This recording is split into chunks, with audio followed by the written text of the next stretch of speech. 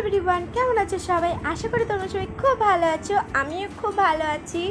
বোনু আমাদের সবাইকে চিকেন রান্না করে খাওয়াবে, আর আমি এখানে সব কিছু কেটে একদম রেডি করে ধুয়ে রেখে দিয়েছি।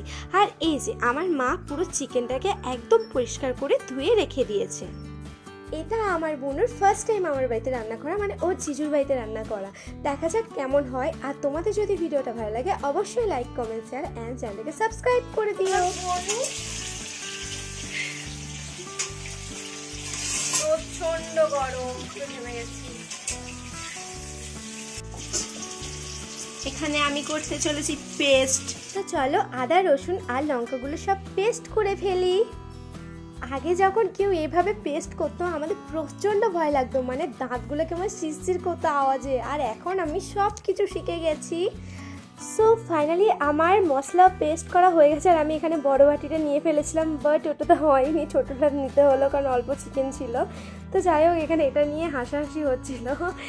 তো আমার প্রচণ্ড হাসি লাগছিল, শুধু আমার না, আমার বোনু উপরে হেসে ফেলেছে। আর এই যে আমার বোনু দেখো গরম, দেখো ঘাম, মানে কি বলবো, একেবারে জানলাটা খুলে দিই বুঝলে।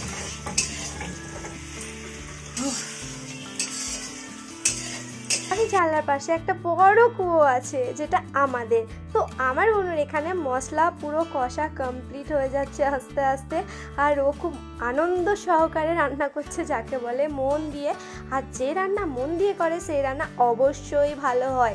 আর আমার বোনও এমনিতে ভালোই রান্না করে, কিন্তু ও একটু শুকনো লঙ্কা ভালোবাসে, কিন্তু আমাদের বাড়িতে সেটা হয় না। শুকনো লঙ্কা গুঁড়ো চলে না, সবসময় কাঁচা লঙ্কা, আর না হলে কাঁচা লঙ্কা যেগুলো পেকে যায় সেগুলো পেস্ট করা হয়। বাট আমাদের শুকনো লঙ্কা গুঁড়ো এখানে ইউজ খুব কম হয়, খুব কমই বলতে গেলে, কারণ আমরা কেউ খাই না, সবসময় কাঁচা লঙ্কা খাই। আর আমার বোনও শুকনো লঙ্কা দিয়ে রান্না করতে ভালোবাসে, যেহেতু একটু লাল লাল হবে, দেখতে সুন্দর হবে, আর একটু ঝাল ঝাল হবে তার জন্য।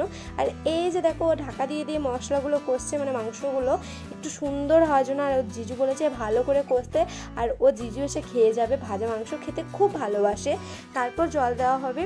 আগে ও জিজুর জন্য রেখে দিয়েছে। আর আমি রান্না কমপ্লিট হওয়ার আগে আমি মাছগুলো ভেজে ফেলবো।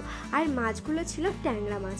আমি যদিও জানি না এটা কী মাছ, কারণ আমার প্রচণ্ড কনফিউজড হয়ে যাচ্ছি যে কোনটা কী মাছ হয়। তোমরা অবশ্যই কমেন্ট করে জানিয়ে যে এগুলো কী মাছ। এছাড়া আমরা ঝোল ছাড়া ভাত খেতেই পারি না, তাই এতটা জল দিয়ে দিয়েছে। যাই হোক, খুব সুন্দর হয়েছে, দেখে বোঝা যাচ্ছে। জানি না খেয়ে কেমন লাগবে, আশা করি খুব ভালো লাগবে। তো এখানে আমরা স্টার্ট করে দিয়েছি খাওয়া, মানে এখানে আমরা সবাই পিকনিক করতে বসে পড়েছি সবাই মিলে। দেখো হাত পা ছড়িয়ে যে যেমন করে পেরেছে সেরকম বসেছে। আর এখন বাজে রাত 11টা, আর আমরা সবাই মিলে গল্প করছি। তো তোমাদের এখন টাটা, গুড নাইট।